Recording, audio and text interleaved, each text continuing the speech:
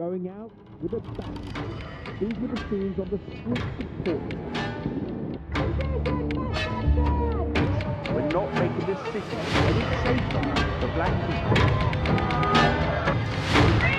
The federal invasion of their Trump has threatened the Capitol.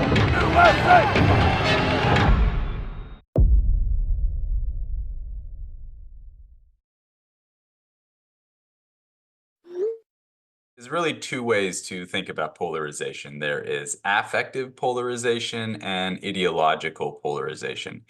Affective polarization describes our feelings toward the other side or the other party. So do you like them? Do you dislike them? And ideological polarization describes how our beliefs actually stand along a continuum from supporting one side to the other. If you're at the national level, you cannot win an election without the support of one of the two major parties. People are forced to vote the way the party wants them to for most issues so that they have the support they need to get reelected. The reward system for getting elected in politics encourages kind of touting the most extreme and loudest voices to keep your position. Polarization at all levels affecting our city. We still had controversial issues. 2014, it was fine. By the time we got to 2019 and 20, it started to get bad. What happened on January 6th, 2021 with this gigantic demonstration, somewhat violent, much less so than many of the Black Lives Matter protests, but still it was violent. And there was a really notorious incident. And there's a conservative speaker, Charles Murray, with a PhD from MIT. He was invited by the political science department at Middlebury to give a talk, and the event was literally disrupted by a riot. And a professor there named Allison Stanger had to be hospitalized with a concussion and a neck injury. I know that a lot of students get their knowledge from TikTok and Twitter. These are also going to be a lot of sources where they're getting information, and it's hard to have any kind of control over that. I think people become less and less interested in local politics.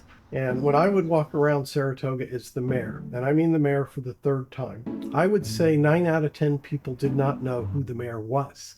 I mean, I think education could begin at any age. We used to have newspapers and we used to have reporters, and there used to be a fair amount of in-depth journalism, searching for facts and truths. And then this unusual thing happened called the internet. Ads are shown to people. Well, I got to get people to come to my site. So what we've learned over the last 20 years is to figure out the most outrageous things to say, the most incomplete information to provide in a headline. You guys know it is clickbait. You let the intolerant voices speak freely, well, then the intolerant voices will dominate the tolerant ones. How do you understand truth from fiction? And how do you understand what's being pumped up just so somebody will click on the ad? I think some people need to educate themselves more than just going with whatever the majority says. I'm not a very political person. I don't know, it's a lot of back and forth and nothing really goes through. Not gonna lie, I don't know anything about it at all. You have to stop the war. I think the United States have to use their power to help the world.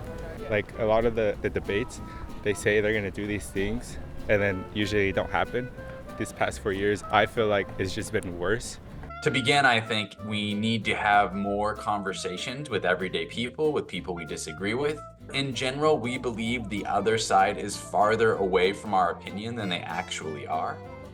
The opportunities for minors to have social media accounts until they're a certain age. Another important area would be to try to speak to or try to convince the current legislators to be more open-minded